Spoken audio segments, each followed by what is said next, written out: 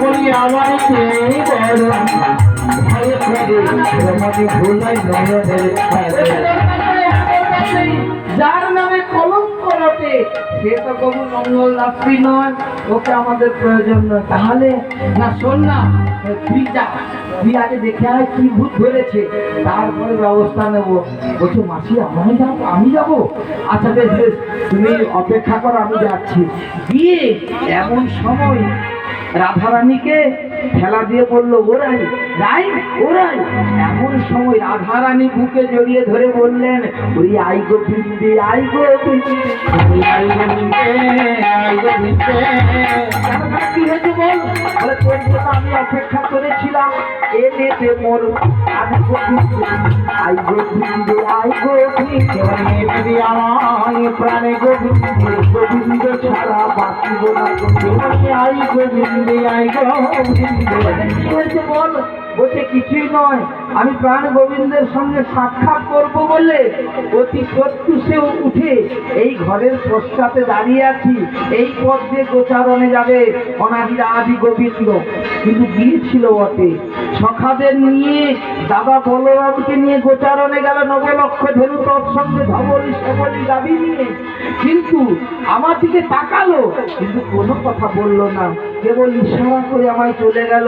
বল না বৃন্দে, আমি তো কুলবধূ, আমি নিভৃত নিকুঞ্জ বনের, আমি কেমন করে সাক্ষাৎ করতে যাব বল?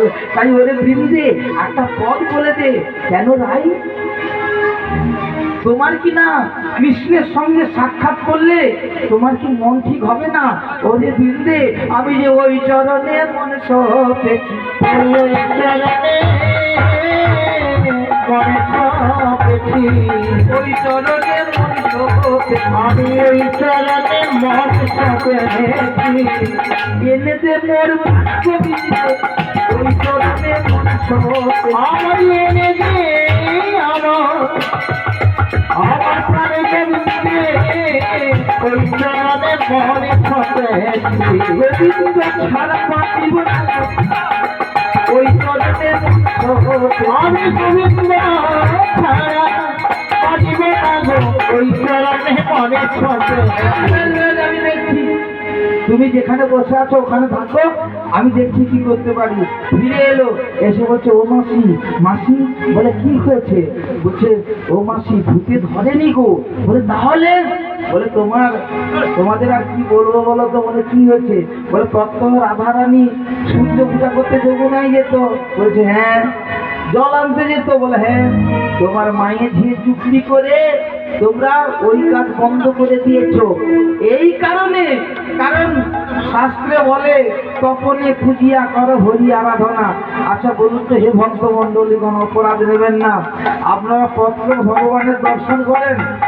হ্যাঁ আর না বলুন। ঈশ্বরের দর্শন প্রত্যেকদিন করেন না করেননি? আগে করেন।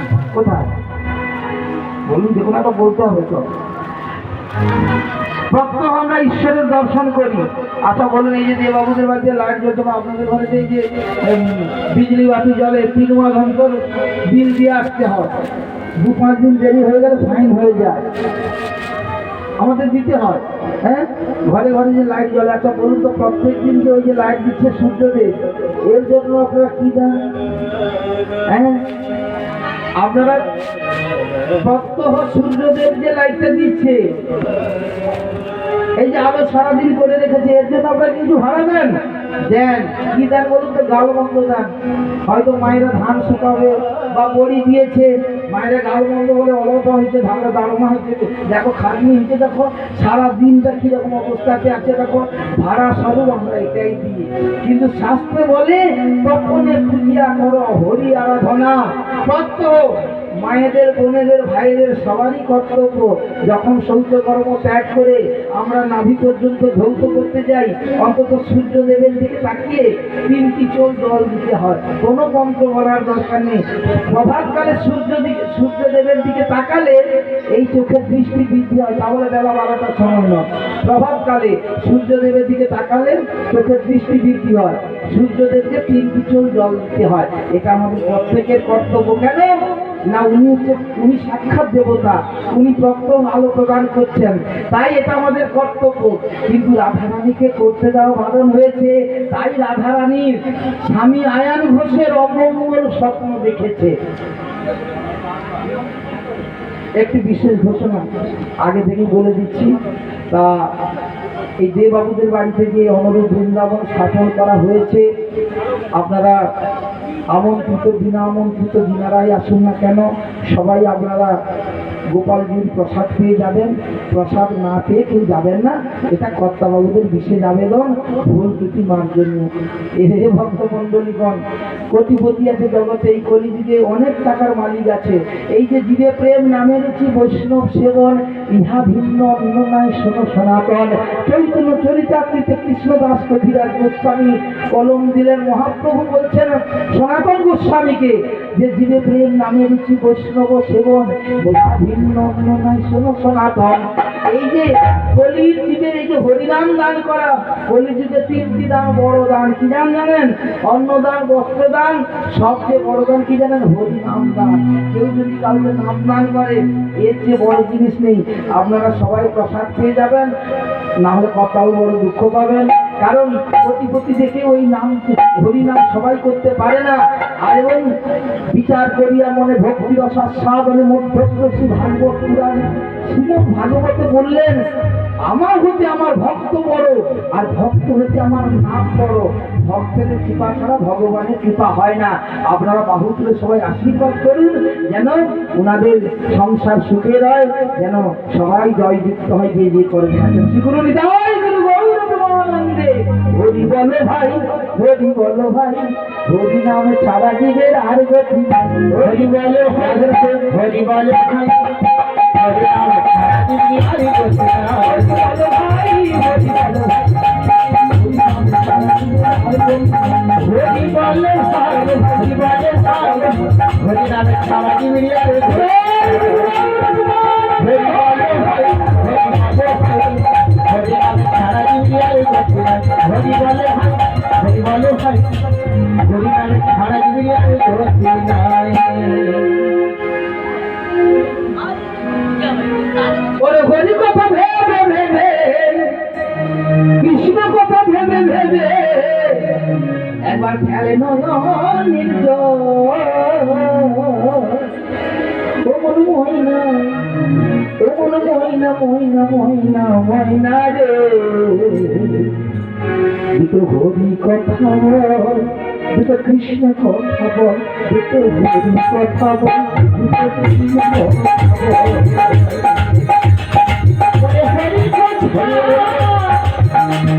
দুটোই রাখি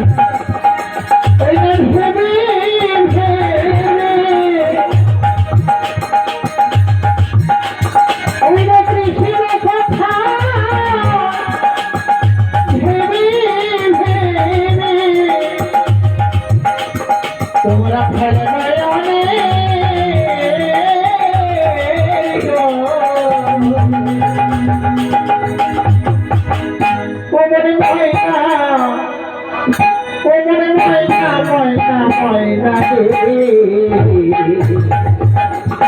কৃষ্ণ কথা বল, দুটো হরি কথা বল, দুটো কৃষ্ণ কথা বল, দুটো হরি কথা বল।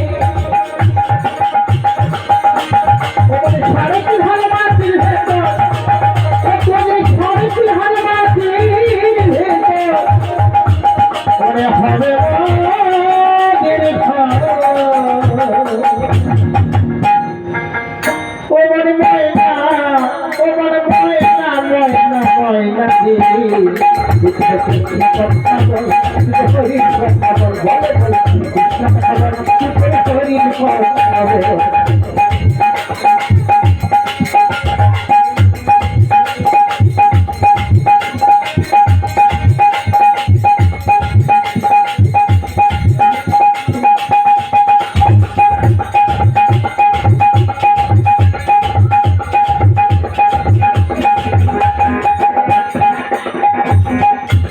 পয়সা দিতে পারি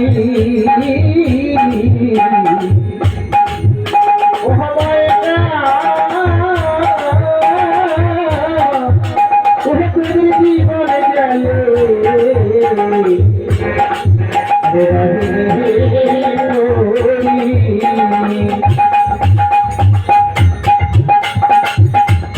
টাকা পয়সা তুই বাড়ি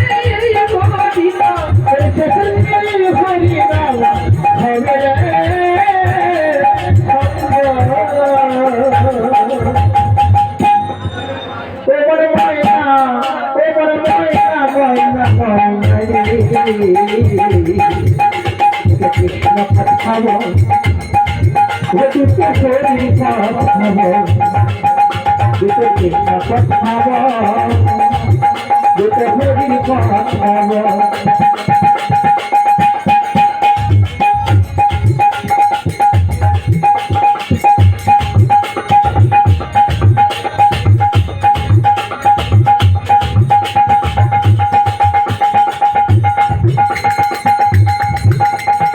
যদি যাবি ভাব পারে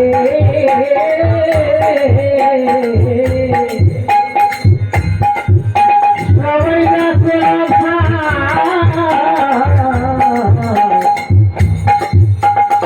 কৃষ্ণ বলে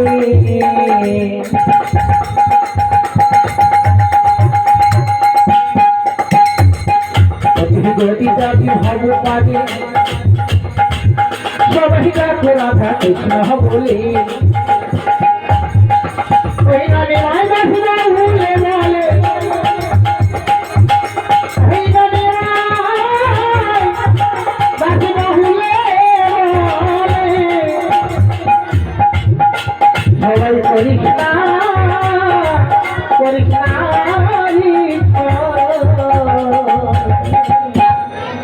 পবন ময়না ময়না ময়না রে দুটো কৃষ্ণ কথা দুটো হরি কথা দুটো হরি কথা দুটো কৃষ্ণ কথা দুটো হরি কথা দুটো কৃষ্ণ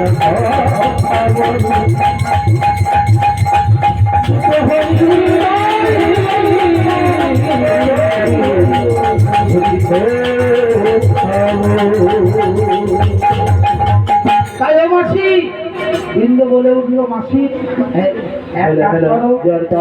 তোমাদের মায়ের যে যুক্তি করে রাধারানীর সূর্য পূজা বন্ধ করে দিয়েছো যমুনায় জল